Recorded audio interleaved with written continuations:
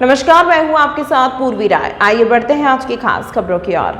आज उज्जैन में कांग्रेस विधायक महेश परमार ने मीडिया के साथ बातचीत में बताया कि अशोकनगर में हुए मल कांड में पुलिस द्वारा प्रदेश कांग्रेस अध्यक्ष जीतू पटवारी के खिलाफ राजनीतिक दबाव में झूठा पुलिस प्रकरण दर्ज किया गया है। इसके खिलाफ कांग्रेस द्वारा सड़कों पर उतरकर कड़ा विरोध किया जाएगा। आपने बताया कि यदि शीघ्र ही पुलिस प्रकरण वापस नहीं लिया गया तो प्रदेश कांग्रेस द्वारा 8 जुलाई को अशोकनगर में बड़ा आंदोलन किया जाएगा। पत्रकार वार्ता में शहर कांग्रेस कमेटी के अध्यक्ष मुकेश भाटी और जिला अध्यक्ष कमल पटेल भी मौजूद थे।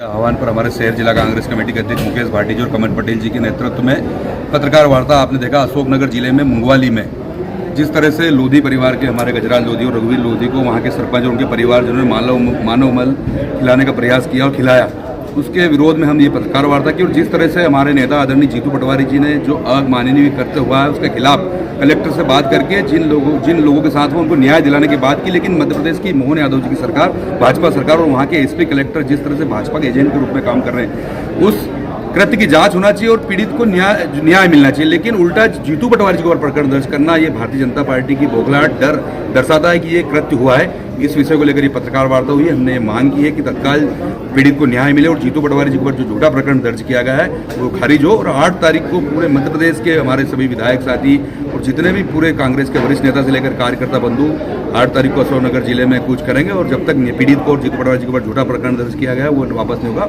हम लड़ाई जारी रखेंगे। विपक्ष को दबाने का प्रयास निश्चित रूप से मध्य प्रदेश या देश की भारतीय जनता पार्टी की सरकार आप देख रहे हैं। मैं तो उज्जैन का ही कहना चाहता हूं कि जब से भाजपा की सरकार बनी किस तरह से पत्रकार साथियों के ऊपर दबाव, झूठे प्रकरण दर्ज किए जा रहे हैं। या मध्य प्रदेश में ये अशोकनगर का मामला हो या अन्य जगह के मामला हो या आदिवासी किसान भाइयों के अभी तत्कालिक मुद्दा देख लो, हर जगह लोकतंत्र को समाप्त करने का काम, डराने का, धमकाने का और झूठे प्रकरण दर्ज करके जनता की आवाज को दबाने का काम किया जा रहा है। इसका पूर्ण विरोध हम सब कांग्रेस पार्टी के लोग कर रहे हैं। हमारे नेता राहुल गांधी जो जीतू पटवारी के नेतृत्व में लगातार लड़ाई जारी रहेगी और जनता को न्याय मिलेगा।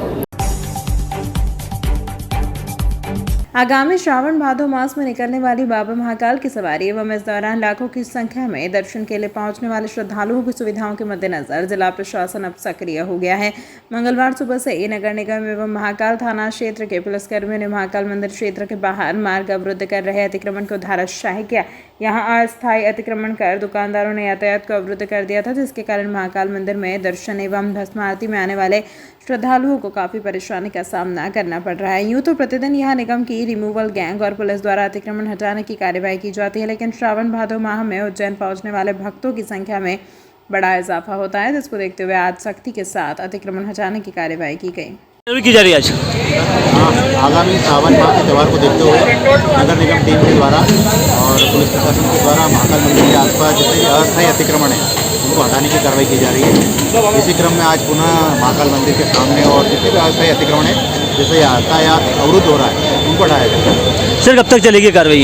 ये प्रतिदिन की कार्रवाई है, रूटीन कार्रवाई है। जो भी यातायात का मार्ग अवरुद्ध होता है, दर्शनार्थियों को आने जाने में असुविधा होती है, उस मार्ग को पुलिस, नगर निगम, प्रशासन सब क्लियर करते हैं।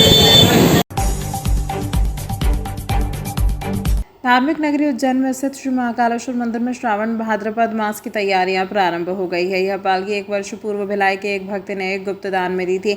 वैसे तो श्रावण मास में 12 ज्योतिर्लिंगों व अन्य शिव मंदिरों सहित सभी स्थानों पर भगवान शिव की सवारी धूमधाम से निकाली जाती है, इसलिए उनकी सवारी दिव्य और भव्य रूप से निकाली जाती है। श्रावण भादो मास में बाबा महाकाल के इस वर्ष 6 सवारी निकाली जाएगी, जिसमें श्रावण माह में 4 एवं भाद्रपद माह में 2 सवारी निकाली जाएगी।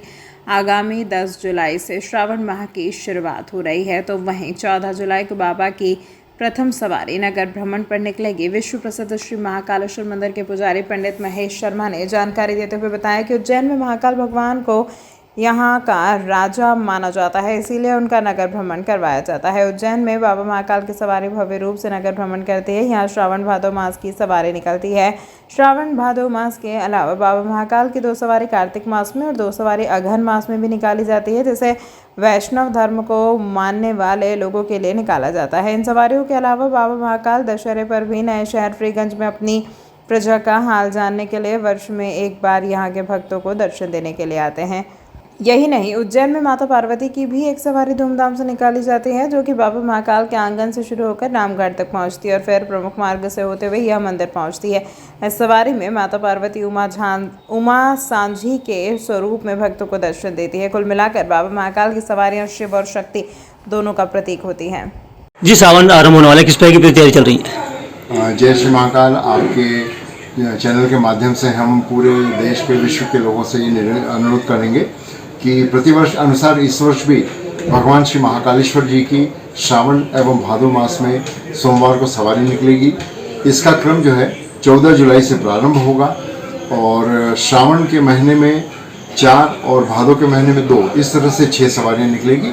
आप सभी जानते हैं कि प्रतिवर्ष जिस तरह से पूरे उत्साह के साथ और पूरे लवाजमे के साथ बाबा श्री महाकाल अपनी प्रजा का हाथ डालने के लिए निकलते हैं। शिप्रा नदी पर जाएंगे जहां जलाभिषेक होगा, उसके बाद वापस लौटते हैं। तो आप सभी लोग इनके दर्शन का पुण्य लाभ लें। जय श्री महाकाल। किस प्रकार का पूरा स्वरूप रहेगा, किस प्रकार की तैयारी चल रही है? हाँ, इस सभी प्रकार की, जैसे आप जानते ही हैं कि विभिन्न विभाग, हमारे जो महाकाल मंदिर के प्रशासक जी हैं, हमारे अध्यक्ष कलेक्टर साहब हैं, सभी ने विभिन्न बैठकें ली हैं। जितनी भी जनता रहेगी, जितने भी लोग रहेंगे, श्रद्धालु रहेंगे, उनको बहुत ही आसानी से सुलभ दर्शन हो, छोटी मोटी किसी प्रकार की समस्या ना आए।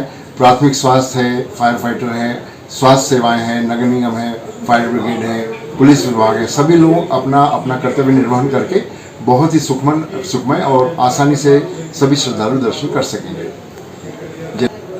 जनता का हाल जानने के लिए आप सभी जानते हैं, चांदी की सुंदर सी पालकी को पुष्प सज्जा के साथ सजाया जाता है और भगवान श्री महाकाल रजत पालकी में इस बार एक नई पालकी बनाई गई है।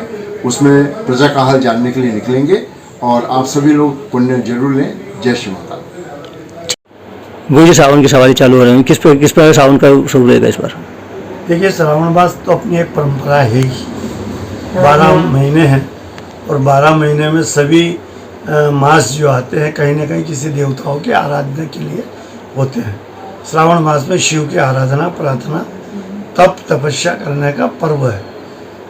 भक्त लोग शिव की पूजा करते हैं, कावड़ चढ़ाते हैं और भी अनेकों प्रकार से भगवान की सेवा करते हैं। महाकालेश्वर मंदिर देश का एक विख्यात मंदिर है। यहाँ की एक अनूठी परंपरा है।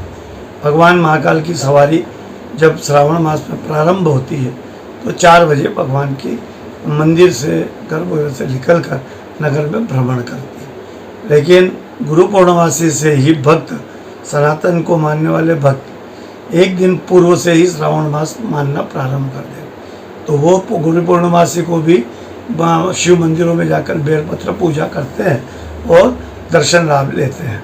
तो फिर ये पूरे मास का 1 महीना रहता है, 11 तारीख से लेके तो उधर पूरा 1 महीना पूरे इसके श्रावण मास की सवारियों का रहता है।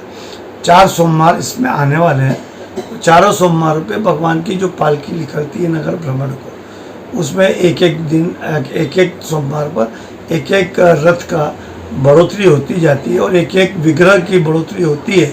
ये बड़ा यहाँ का दुर्लभ दृश्य है। और पालकी जो होती है उसमें भगवान स्वयं विराजित होते हैं और भक्तों को दर्शन देते हैं। हाथी पर भी भगवान मन में विराजित होते हैं और वो भी दर्शन देते हैं। तो दोनों स्वरूप एक है।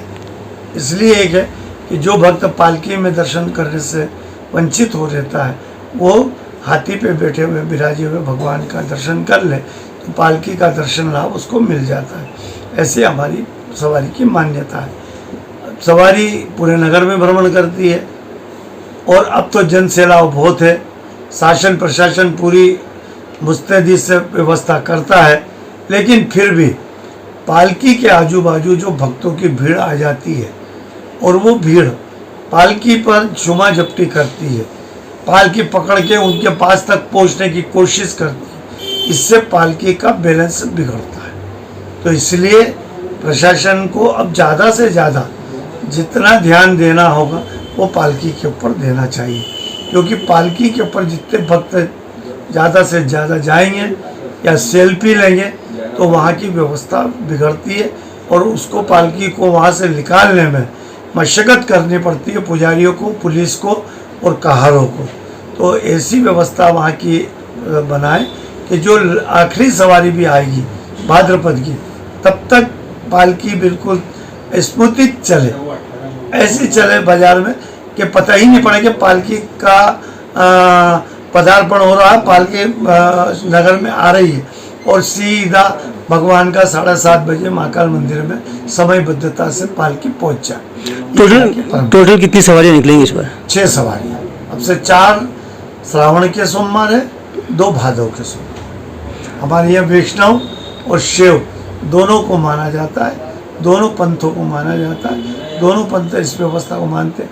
इसलिए अवंतिका में 1.5 मास का श्रावण मास माना जाता है। इस अंक में फिलहाल इतना ही। अगले अंक में फिर मुलाकात होगी, तब तक के लिए नमस्कार।